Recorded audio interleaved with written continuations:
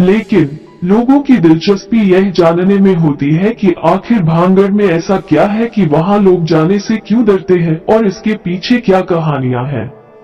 साथ ही लोग वहां के दृश्यों के बारे में जानना चाहता है कि वहां कैसा माहौल है और वहां क्या क्या बना हुआ है।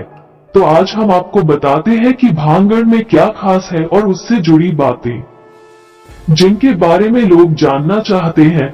एक श्राप की वजह से है ये हाल। भानगढ़ राजस्थान के अलवर जिले में है। देखने में ये भी राजस्थान के दूसरे किलों की तरह है और काफी खूबसूरत है, लेकिन अब इसकी वो खूबसूरती नहीं है और यह पूरी तरह से खंडहर हो चुका है। इस किले को 1583 में आमेर के राजा भगवंत दास ने बनवाया था और इस किले का भी जयपुर में आमेर के किले से संबंध है। कहा जाता है कि पहले ये भी अन्य किलों की तरह काफी खूबसूरत था, लेकिन बाद में एक श्राप की वजह से इसका ये हाल हो गया। ये श्राप की कहानी ही है जिसकी वजह से लोग यहाँ जाने से डरते हैं। तो आपका बताते हैं कि भानगढ़ को लेकर क्या कहानी है। वैसे तो भानगढ़ को लेकर कई तरह की कहानियां प्रचलित है, लेकिन सबसे ज्यादा चर्चा रानी रत्नावती और श्राप वाली कहानी की होती है। कहा जाता है कि यहाँ एक राजकुमारी थी जिनका नाम था रत्नावती।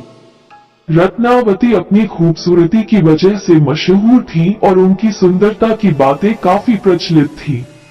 हर कोई उनसे शादी करना चाहता था और एक किले का ही एक तांत्रिक भी उन चाहने वालों में से एक था। इत्र से वशीकरण करने की सोची, लेकिन तांत्रिक ने रत्नावती को अपने तंत्र से उसे अपने वश में करने के बारे में सोचा। कहा जाता है कि रत्नावती एक बार इत्र खरीद रही थी और कई लोग कहते हैं कि रत्नावती की दासियां उनके लिए इत्र खरीद रही थी।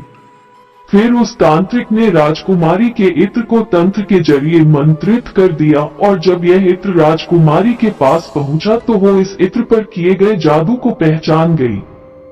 फिर रानी ने इस इत्र को लगाने के बजाय फेंक दिया और फिर जिस पत्थर पर वो इत्र गिरा उससे वो तांत्रिक ही घायल हो गया। लोगों का कहना है कि मरते मरते उस तांत्रिक ने ये श्राप दे दिया कि अब इस भानगढ़ का विनाश हो जाएगा। वहीं कुछ लोग कहते हैं कि राजकुमारी ने गुस्से में आकर ये श्राप दिया था। फिर कुछ दिनों बाद काफी अजीबोगरीब तरीके से भानगढ़ का विनाश हो गया। श्राप में कहा गया था कि यहाँ के लोग मर जाएंगे और वापस उनका जन्म नहीं होगा और आत्मा यहाँ ही भटकेंगी और उसके बाद यहाँ ही आत्मा भटक रही है। इस वजह से जो भी यहाँ रात में रुकता है वो परेशान ही रहता है। अब कहते हैं कि यहाँ औरतों की चीखने और रोने की आवाज आती है। अब ये कहानी कितनी सच है ये कह पाना मुश्किल है, लेकिन स्थानीय लोग अक्सर कहते हैं कि किले के पास से औरतों की चीखने और रोने की आवाज सुनाई देती है। कोई बताता है कि यहाँ जाने पर कोई उन्हें मारने की कोशिश करता है और इसे लेकर कई तरह की कहानियां हैं। इसी वजह से भानगढ़ किले में शाम को जाने में मनाही है। अभी भी लोग क्यों नहीं जाते? यहाँ जाने पर लोग बताते हैं कि जब भी यहाँ कोई रात में रुकता है तो मर जाता है या फिर 1-2 दिन में उनकी अकाल मृत्यु हो जाती है। जैसे कई लोग एक्सीडेंट में मर जाते हैं। इसलिए इन प्रचलित कहानियों की वजह से लोग यहाँ रात में नहीं रुकते हैं और सूरज अस्त से पहले ही यहाँ से चले जाते हैं। भानगढ़ से जुड़ी खास बातें इस किले में प्राचीन द्वार, बाजार, हवेलियां, मंदिर, राजमहल, छतरिया, मकबरा आदि है और किले में घुसने के लिए है 5 दरवाजे हैं। साथ ही कई मंदिर हैं जिनमें गोपीनाथ, सोमेश्वर, मंगला देवी एवं केशव राय मंदिर हैं जो नागर शैली में बने हुए हैं। इसके अलावा पूरी बस्ती एक के बाद एक 3 प्राचीरों से सुरक्षित की गई है।